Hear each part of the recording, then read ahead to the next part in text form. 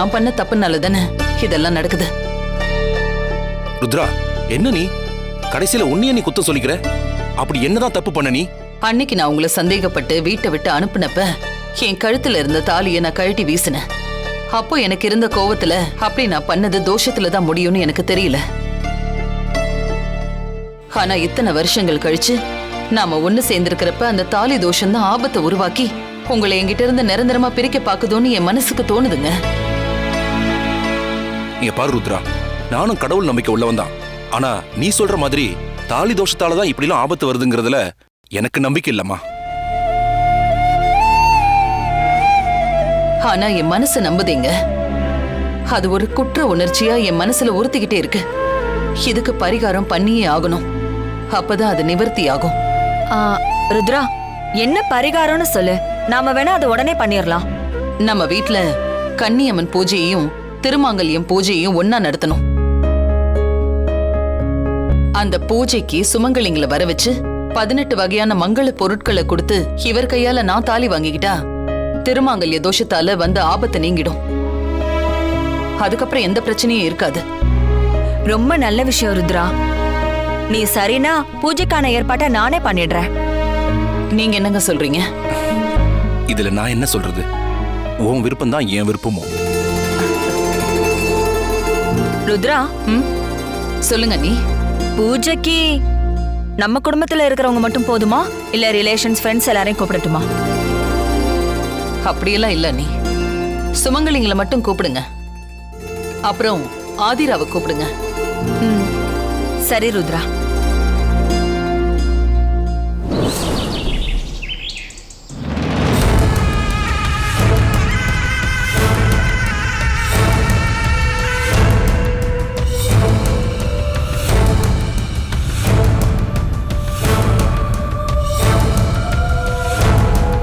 என்ன மேடம், ஏதோ தீவிரமான யோசனையில இருக்கீங்க போல இருக்க. அடுத்ததா ஒரு பெரிய பாம் ஒன்னு கிரியேட் பண்ணணும்னு சொன்னேன்ல, அத பத்தி தான் ஷாம் யோசிச்சுக்கிட்டு இருக்கேன். கொஞ்சம் வெயிட் பண்ணி பண்ணலாமே மேடம். இல்ல ஷாம், எதிரியை அசராம அடிச்சாதான் அழிக்க முடியும். யோசிக்க டைம் கொடுத்தோம்னா நாம யோசிக்க டைம் இல்லாம போயிடும். நான் அதுக்கு சொல்லல மேடம். சிப் விஷயத்திலேயே யாரோ ஒரு தேர்ட் பார்ட்டி நம்மளை டார்கெட் பண்ணி அடிக்கிறாங்கங்கிறத ஸ்மெல் பண்ணியிருப்பாங்க. அதை கண்டுபிடிக்க அவங்க முயற்சி பண்ணாமலா இருப்பாங்க. You are 100% correct Sham. இது தெரிஞ்சுதானே நாம இன்விசிபிளா ப்ளே பண்றோம். அவ்வளோ சீக்கிரத்துல அவங்க நம்மள நெருங்க முடியாது. அது சரிதான் மேடம். ஆனா நெருங்கிட்டாங்கன்னா, நாம தானே தெரிஞ்சிருச்சுன்னா அவங்களுடைய மூவ் பயங்கரமா இருக்கும். அதுவும் போட்டின்னு வந்துட்டா ருத்ராவோட ருத்ர தாண்டவத்தை நம்மளால சமாளிக்கவே முடியாது மேடம். இப்ப அவ பழைய ருத்ரா இல்ல ஷாம். முடிவெடுக்கிறதுல தடுமாற ஆரம்பிச்சிட்டா, புலம்ப ஆரம்பிச்சிட்டா. தெளிவா இருந்திருந்தா அவ ஆபீஸ் பொறுப்பு அவ பொண்ணுகிட்ட கொடுத்திருப்பாளா? நாம தான் விடாம ப்ராப்ளம்ஸ் கிரியேட் பண்ணிட்டே இருக்கோமே. இனி அவளால ஒன்னும் பண்ண முடியாது. இல்ல மேடம், ருத்ராவை அவ்வளவு ஈஸியா நினைச்சிடக்கூடாது. உங்களுக்கு தெரியாதது இல்ல. இருந்தாலும் நாம கொஞ்சம் கேர்ஃபுல்லா ஹேண்டில் பண்றது தான் நமக்கு நல்லது.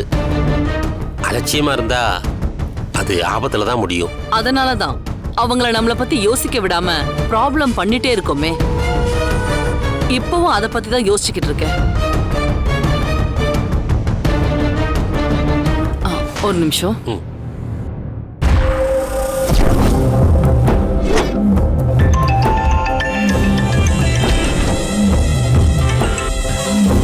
சொல்லுங்க மேடம். என்ன சிவமணி, எப்படி இருக்கீங்க? உங்க புண்ணியத்துல ரொம்ப நல்லாவே இருக்கேன் மேடம். ஏதோ முக்கியமான விஷயமா? ஆமா சிவமணி, ரொம்ப முக்கியமான விஷயம். ரொம்ப அர்ஜென்ட்டும் கூட. சொல்லுங்க மேடம். அப்படி என்ன அர்ஜென்டான விஷயம்?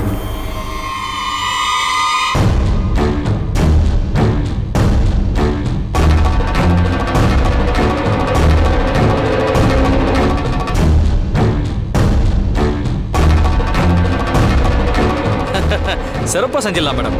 நீங்க கவலையப்படாதீங்க. நான் முடிச்சிட்டு உங்களுக்கு கால் பண்றேன். தேங்க்யூ. Okay, thank you madam.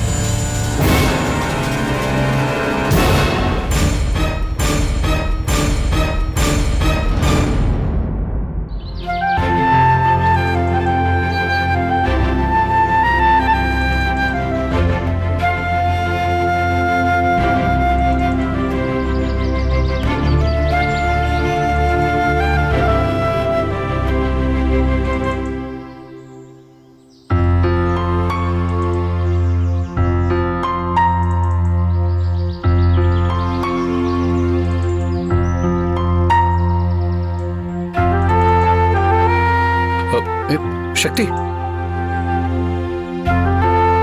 என்ன சக்தி, என் மேல கோவமா?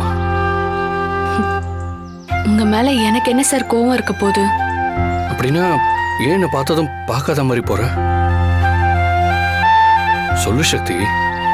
நான் வேற ஒரு விஷயத்தை யோசிச்சுட்டே போனதுனால உங்களை கவனிக்கல. போய் சக்தி, இப்பெல்லாம் நீ முன்ன மாதிரி கலகலப்பாவே இல்ல, எப்பவுமே அப்செட்டாவே இருக்க. நான் எப்பவும் போலதான் சார் இருக்கேன். இல்ல சக்தி, நமக்கு நடந்த நாடக கல்யாணத்துக்கு அப்புறம் நீ ஆக்டிவாவே இல்ல.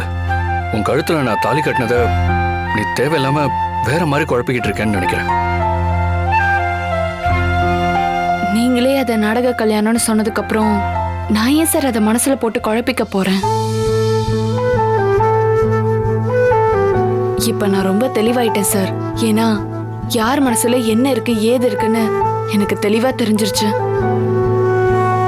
இனிமே எனக்கு எந்த குழப்பமும் கிடையாது. நீ இதை எந்த அர்த்தத்துல சொல்றேன்னு எனக்கு புரியல சக்தி. புரியாம இருக்கிறதே நல்லது சார். எனக்கு வேலை இருக்கு, நான் கிளம்புறேன். சக்தி நில்லு.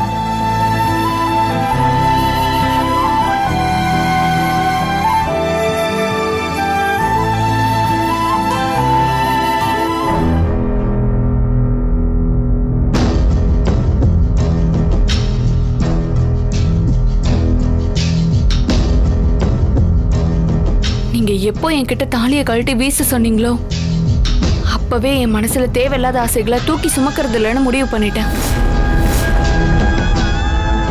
நீங்களும் அப்படியே இருக்கிறது தான் நல்லது.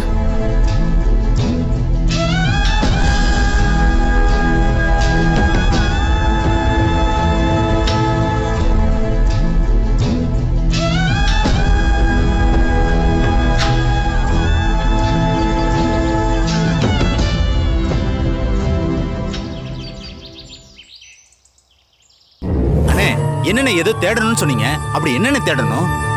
சக்தி என்கிட்ட எதையோ மறைக்கிறாடா. அன்னைக்கு ஆதிகிட்ட இருந்து தப்பிச்சு வந்தப்போ சிவா தான் அவளை காப்பாத்திருக்கான்.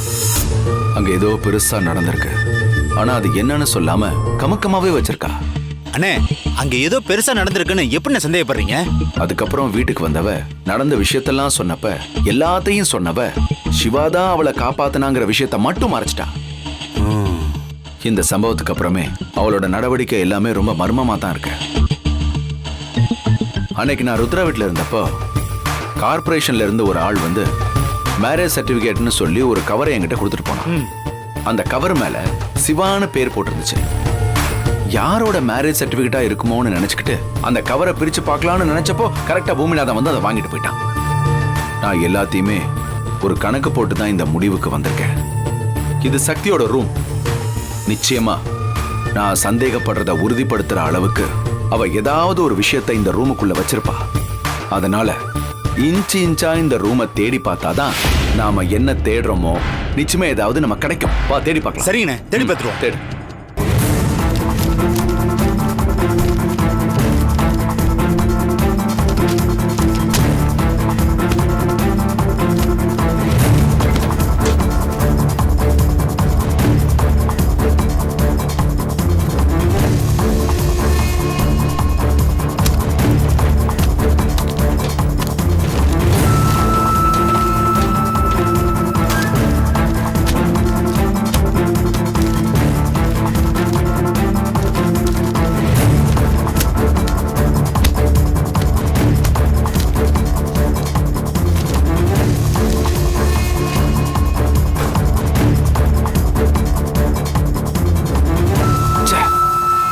என்னண்ணே, நாமளும் இந்த ரூம் ஃபுல்லா சலாட போட்டு தேடிட்டோம். அப்படி நீங்க சந்தேகப்படுற மாதிரி எதுவுமே இல்லையேண்ணே.